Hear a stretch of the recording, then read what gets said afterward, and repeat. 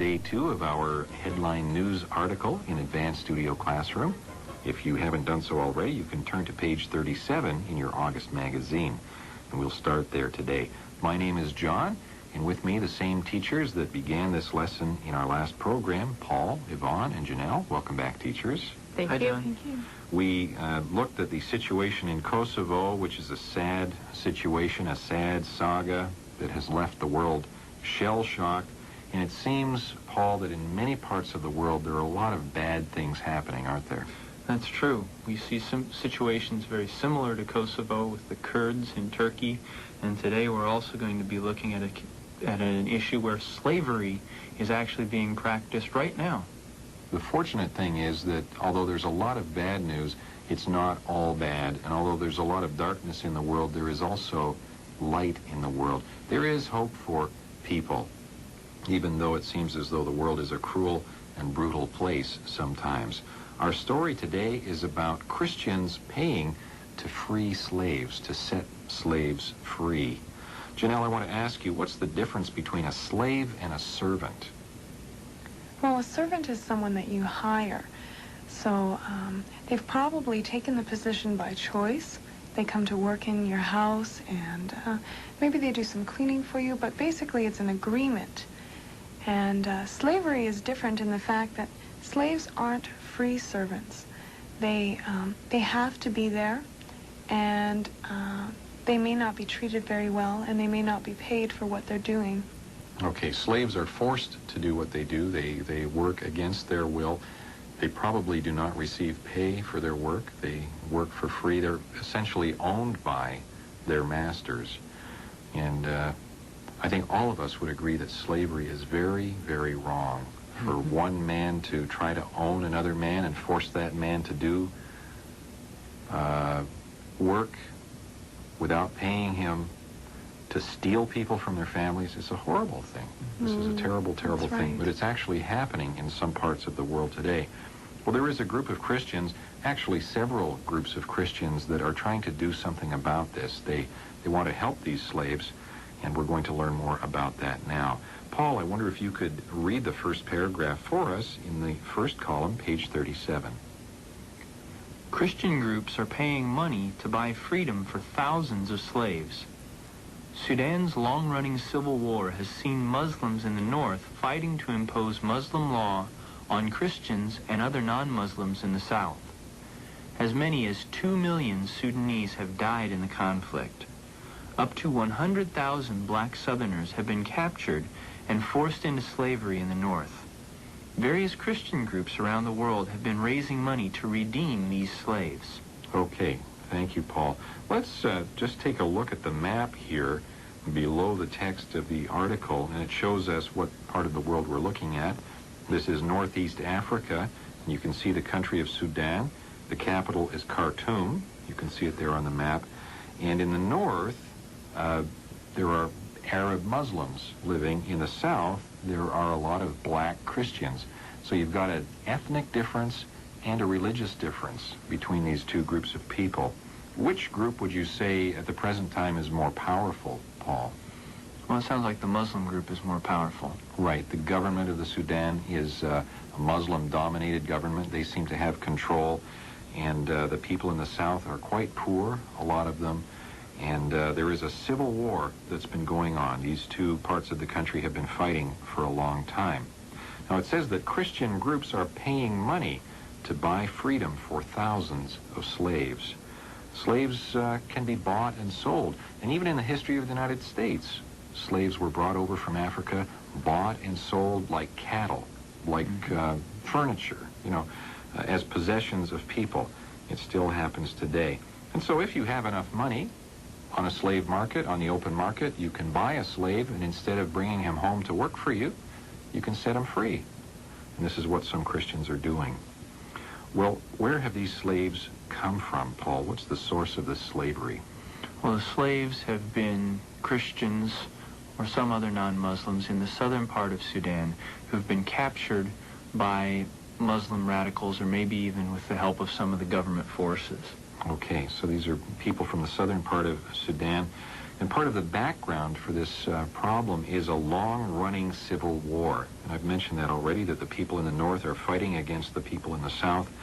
A civil war is a war within a nation, where one group of people is fighting another group within the same nation. And all war is tragic, but I think civil war is especially bad. You have brother fighting against brother within a nation. This war has gone on for a long time, and it doesn't look as though it's going to end anytime soon either. Muslims in the north have been fighting, and what's one thing they want to do, Janelle?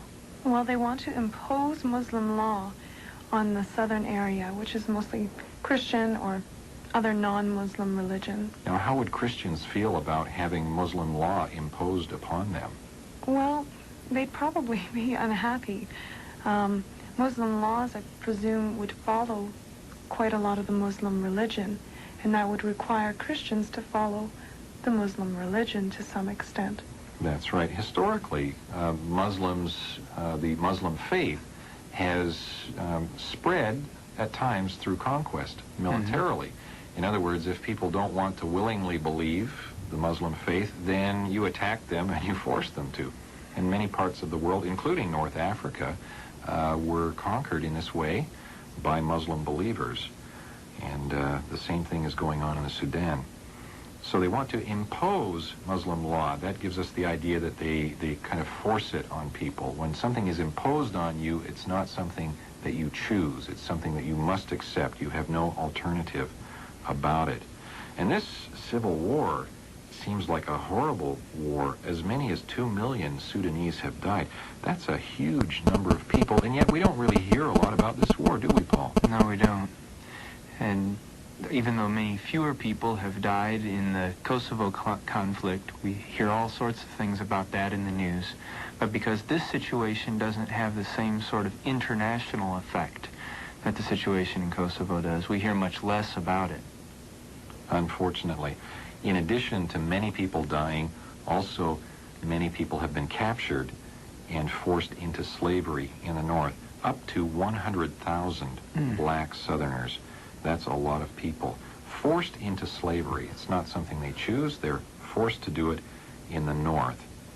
Fortunately, various Christian groups around the world have been raising money to redeem these slaves. Now, when you raise money, Janelle, what do you do? Well, you collect it.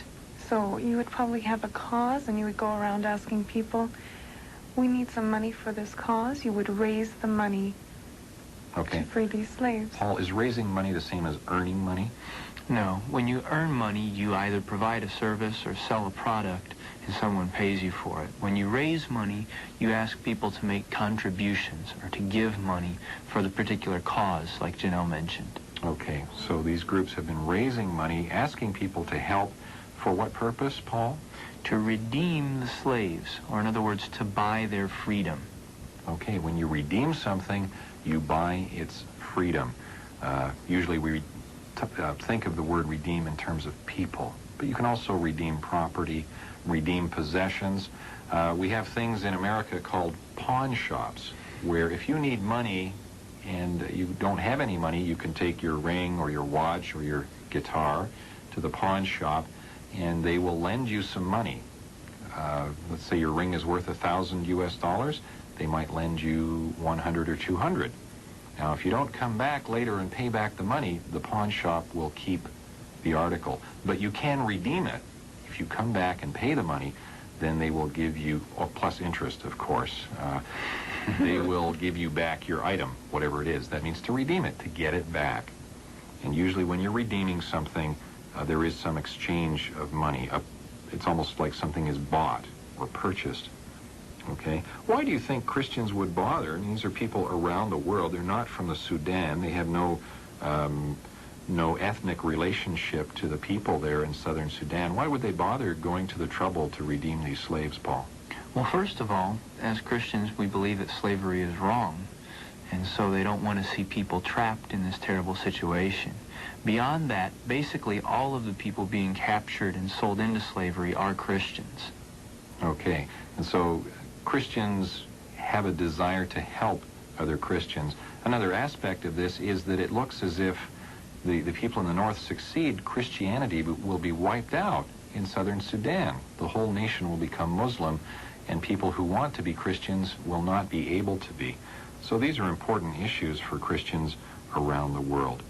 Yvonne, before we go on, do you have any comments? 好，我们回到第一个 column 下面23行 ，long running 就是很长久的、长期以来的。然后同一行 civil war 就是那个内战。到中间 column 第2行 to impose 就是强制或把一个东西或一个法律强加在某人的身上。第8行 capture 就是抓住的意思。第9行 slavery 就是这个奴隶制度。12行 to redeem 就是赎回来。Now let's find out what the process is by which these slaves are captured. Janelle, can you read the next paragraph? We're looking in the middle column, line 14. According to international human rights organizations, the government in Khartoum helps Arab militias seize slaves. The Arabs say their holy book, the Quran, permits them to enslave black people. The slaves, dragged away from their homes and families, often endure terrible hardship. Children are raised as Muslims, and some, as they get older, end up fighting against their own people in the war. Okay, thank you. So there are various international human rights organizations who try to keep an eye on situations around the world, help people be aware of problems in different parts of the world, and try to protect and defend human rights in various parts of the world. Well, some of these organizations are watching the situation in Sudan, and they say that the government, the Muslim government, is actually helping Arab militias seize the slaves. Now, does this mean that the government is sending its own armies to capture slaves and bring them up to the North Pole? No, it doesn't. A militia is not the same as an official government army. A militia is an informal group organized by non-government people for the same sort of purpose. And often, governments are able to support militias. So it's not officially the government doing these things, but they're able to do some things that they would not be able to do themselves. Okay, so there is some argument about this. The human rights organizations say this is happening. The government of Sudan denies it. They say we are not doing this. But according to the human rights organizations, the government helps these militias. Maybe they give them arms or money or free passage. You know, they let them go down into these areas to seize slaves. And to seize something is to take something by force, to grab something without permission. And that's what they do. Now, we know that according to Christianity, Christians would agree today that slavery is wrong. What about for Muslims, Janelle? Do they have the same viewpoint? Well, the Arabs, who believe in the Muslim religion, believe that they can have slaves. According to their holy book, the Quran, it's okay. Okay, now I haven't read the Quran. I'm not sure what it says, but according to Arabs, it's all right to enslave black people. Perhaps they feel, or the Quran says, that blacks are a lower level of humanity and that it's okay to make them slaves. They're not of the same value as non-black people. And because of that, it's okay. It's okay to enslave. To enslave means what, Paul? To force someone to be a slave. In other words, to take away someone's freedom and to force them to work for you as your possession. To make someone into a slave. And this is so terrible, what happens. The slaves are dragged away from their homes. Sometimes they're just children. And often it pays to grab a child because then you can train them and teach them. And by the time they're old enough to do lots of work for you, they're almost like a part of your society. And children can't fight back. It's harder for them to run away by themselves. Actually, as I understand it from other reports, most of the slaves taken in this situation are children. And isn't that a horrible thing? When I think of my own son, 9 years old, if somebody were to grab him and take him away and make him a slave, then I would never see him again. I just can't imagine what that would be like. It is so barbaric and cruel, so wrong. They're taken from their homes and families, and they endure terrible hardship. Usually, Paul, when someone is taken and made into a slave, do you think they're treated nicely? No. Probably not. Yeah, if you're forced into slavery, then generally the person is going around the laws or doing something cruel. It's not a normal human action. And they will treat slaves like animals, and beat them, and force them to do what the owner wants them to do, and so there's terrible hardship. And of course, the children are raised as Muslims. They're not allowed to continue in their Christian religion.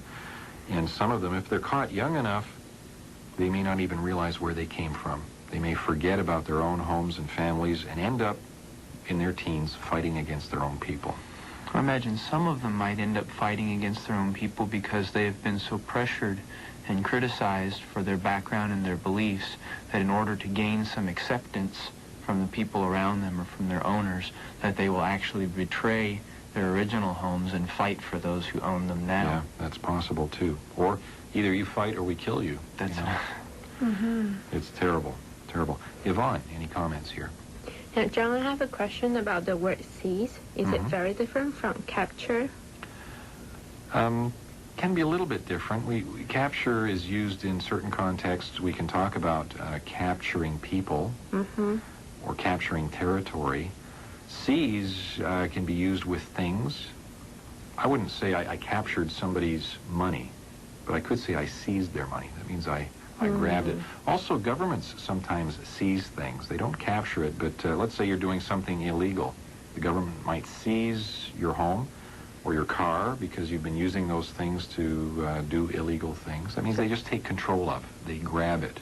And the seize usually have this negative connotation. Not necessarily. Like when a government seizes something legally, it's not negative. But generally when I think of somebody seizing something, they're taking it quickly without permission or agreement. They're just taking possession of it. You can seize an opportunity. That's true That too. mean that you quickly take a chance. Yeah, I think what John said about taking control of something is probably more the heart of the meaning of seize, or to capture means to contain or control something in a different way. Okay, thanks. 我们先看17行这个malicious， 这边是指民兵或者是民军，然后后面这个字 seize 它有正面的意思，就是很快的抓住或者是攫取。例如说把握机会的时候，你就是用这个 seize， 可它也有强取或者是不合理取得的意思。那在这边是负面的。然后到20行 to enslave 就是使奴役，强迫一个人做奴隶。21行 to be dragged away 就是被拖走或被带走的意思。23行 to endure 忍受 hardship 就是非常的痛苦，极大的痛苦。Thank you, Yvonne. Well, let's take a look at the last paragraph now. Column 3, line 5. Paul, can you read there, please? Typically, it costs $50 to buy back a slave. One group doing this work, Christian Solidarity International, says it has bought and freed nearly 8,000 people since 1995. Some observers, including the United Nations, oppose slave redemption. They believe it may do more harm than good. It may encourage the malicious to take even more slaves so that they can sell them back into freedom. All right, so there is some argument as to whether redeeming slaves is a good thing to do or not a good thing to do. It doesn't seem to cost a lot of money to buy a slave in Sudan, $50. Of course, to people there, even to the Arabs in the north, it would be a lot of money. And there's one group, there are several, but we're naming one here, Christian Solidarity. They're doing this work, Christian Solidarity International, and they say they've bought and freed nearly 8,000 people since 1995. Well, they're making a difference, I would say. Paul, can you explain the word solidarity? Solidarity is an idea of a common union or a common goal, a common purpose. So if people have solidarity, they have a unity or a oneness among them. So Christian solidarity would be Christians helping other Christians, caring for other Christians, and not forgetting about other Christians in the world. It's Christians in the free part of the world wanting to support Christians who are having a difficult time. And one way they can do this is to buy these slaves back. And we see that verb phrase in line 6, to buy back. In other words, to bring them back where they belong, to pay money to do that. Who opposes this practice of buying slaves back, Janelle? Well, the United Nations is opposing it. Why? Well, they think that it might actually encourage the militias to seize more slaves because now they're not only making money for selling them to the Muslims in the north, but they're also making money a second time for freeing them. Sure, it's like a steady market. As long as people are willing to keep paying for slaves, well, let's keep stealing slaves and selling them. And we don't even have to go to the trouble of taking them all the way up north. We'll just keep recycling them right down here in the south. And that may be happening. I don't really know. Apparently, when the organizations buy back slaves, they don't ask any questions. They just hand over the money, and the slaves are handed over. They don't try to complicate the situation by finding out, where these people have come from or anything like that. And it may be that there's a point there that the militias do take even more slaves. In line 13, you can see the word redemption. This is the noun that corresponds with the verb to redeem. Okay, so the act of redeeming slaves is called redemption. Yvonne, any comments? 好，我们看第8行，就是这个字 solidarity， 就是指它有共同的目的或共同的意识，它彼此之间是很团结的。13行 redemption 就是 redeem 的名词，也是赎回的意思。Thank you. Now let's just take a look at the caption for the photograph. We see a photo of a gentleman here beside the map. And Paul, I wonder if you could read that caption, please. Sudan's foreign minister, Mustafa Osman Ismail, rejected assertions by the United Nations that Khartoum allowed Arab militias to seize civilians in the war-torn south and sell them as slaves. All right, so this is the foreign minister. He'd be the one to deal with foreign governments and outside claims of this sort that Sudan is doing wrong things. Well, he rejected any claim or assertion that these things were happening. And notice that the United Nations also is concerned. The United Nations is saying that we shouldn't buy back slaves, but it's also concerned about the fact that slaves are being taken, and it's trying to do something about it. And in Sudan, they say, no, we're not doing that. The United Nations says, yes, you are. Okay. And we see this term war-torn, the war-torn south of Sudan. What does that mean, Janelle? Well, to tear is to ruin or break apart. And basically it's a descriptive way of saying that this country has been split in two in war. Okay, it really has been damaged and hurt and torn apart because of this civil war. Well, let's listen to this little skit right now. Let's see, I have $38 and $39. What are you doing? Well, I'm counting my money. Well, what are you counting your money for? Because I have to save $50. $50? For what? I'm going to buy a slave. A slave? Yes. Well, are you going to make him do laundry or wash dishes or clean the house? No. I can make you do that. But I want to buy a slave because I want to redeem him. Redeem him? You mean set him free? Yeah, I can buy a slave and set him free. Well, how do you do that? Well, it's those slaves in Sudan. Oh. You know, they're captured and they're taught to be Muslims. No. And they're forced into slavery even when they don't like it. But I can buy one. Really? Yes, from a group called the Christian Solidarity International. That's amazing. It is. They've freed over 8,000 people. Really? Sure, and I want to help another slave get free. Well, are you sure that's the best way to do it? Well, some people don't think so. Some people think the more slaves you buy, the more slaves they'll catch. Yeah, and then they'll sell them back into freedom and make more money. But I still think it's a good idea. Hey, maybe you should buy a slave too. Well, I agree.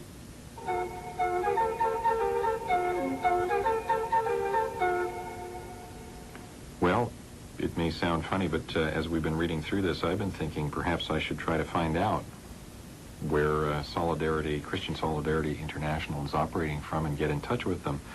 Imagine if for $50 US you could set a person free. I think if I were a slave in these circumstances, the thought that somebody was willing to to pay a little bit to send me back to my home would be a wonderful thing.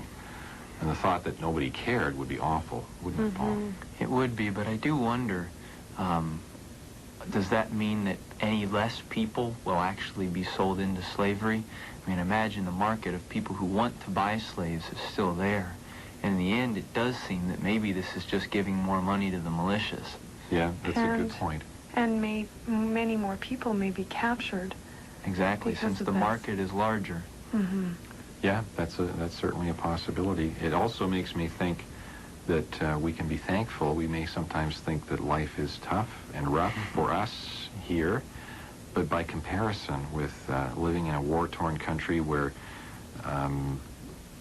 a member of your family may be stolen at any time to be a slave, and these people are poor in the first place. The blacks in Sudan are very poor people. Some of them, if they're not being taken as slaves, they're starving to death. It's very dry, and farming is not good there, and these people are often on the move. They can't grow their crops. It's very, very difficult for them. So we certainly can be thankful for the blessings that we enjoy. We're out of time for today. We have one more story, a little more fun perhaps and relaxing than the last two we've looked at, so be sure to join us. Goodbye, everyone. Goodbye.